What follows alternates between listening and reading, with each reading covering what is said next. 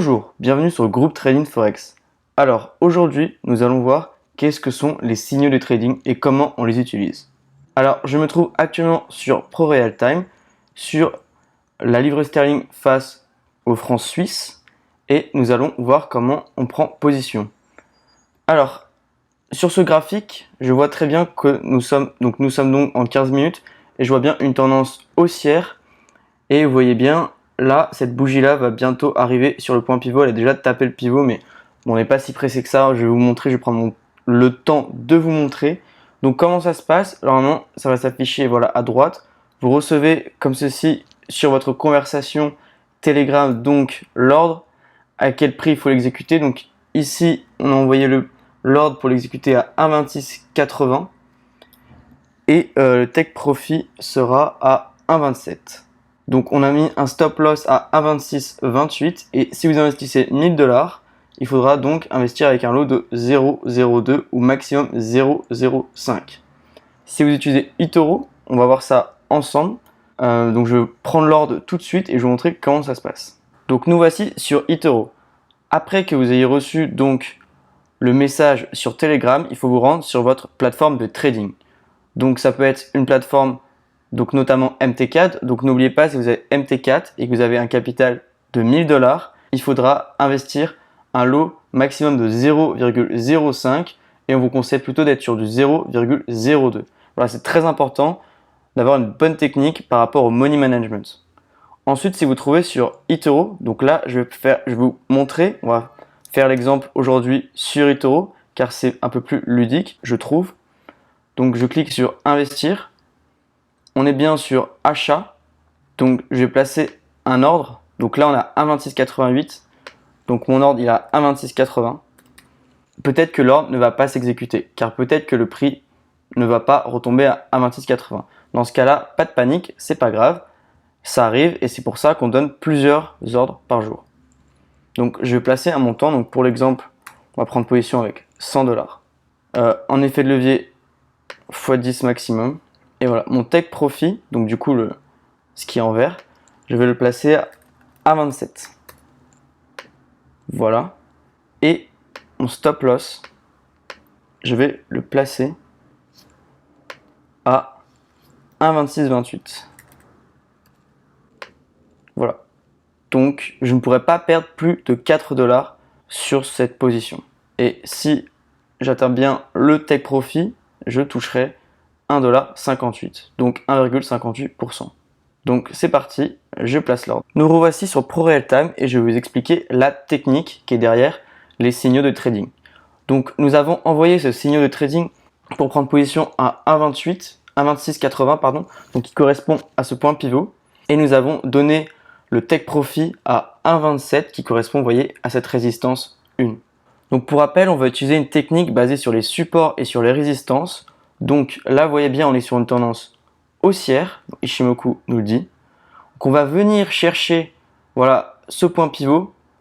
C'est pour ça que l'ordre va s'exécuter à peu près sur ce point pivot. On va venir chercher ce point majeur et on va venir clôturer la position sur la R1. Donc on va essayer vraiment voilà, de prendre ces 20 pips, voilà, donc cette différence entre le point pivot et la résistance 1. Donc ça, c'est vraiment les supports et les résistances.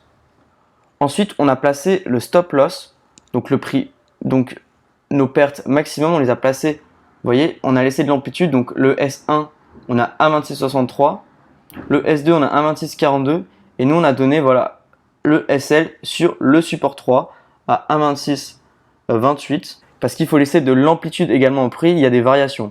Donc, même si, voilà, le prix descend au support 1 et qu'après il remonte, c'est pas impossible, c'est normal, c'est du trading, il y a des variations.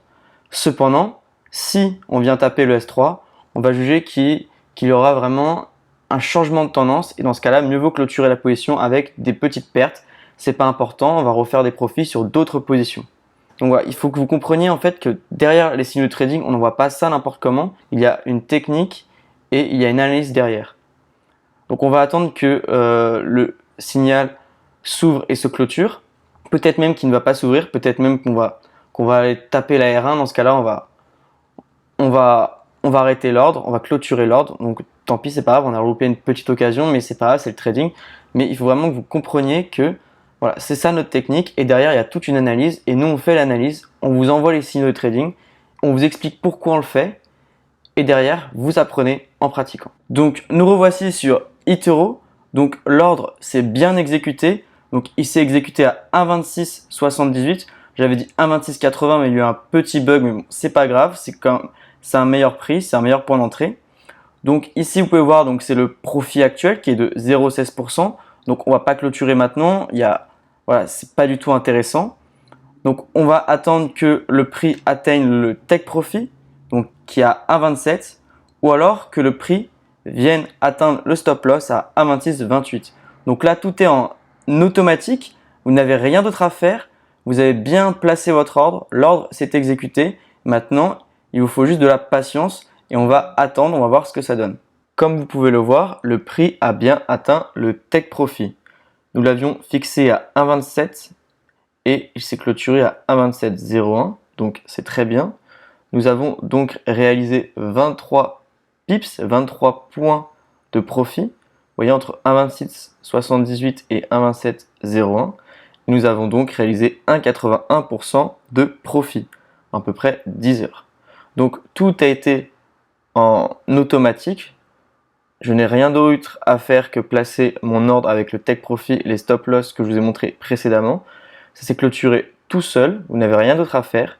Et des signaux comme celui-ci, nous en donnons à peu près 10, 12 par semaine, car nous réalisons à peu près un profit par semaine de 200 à 300 pips. Donc là, nous avons réalisé 23 pips. Voilà.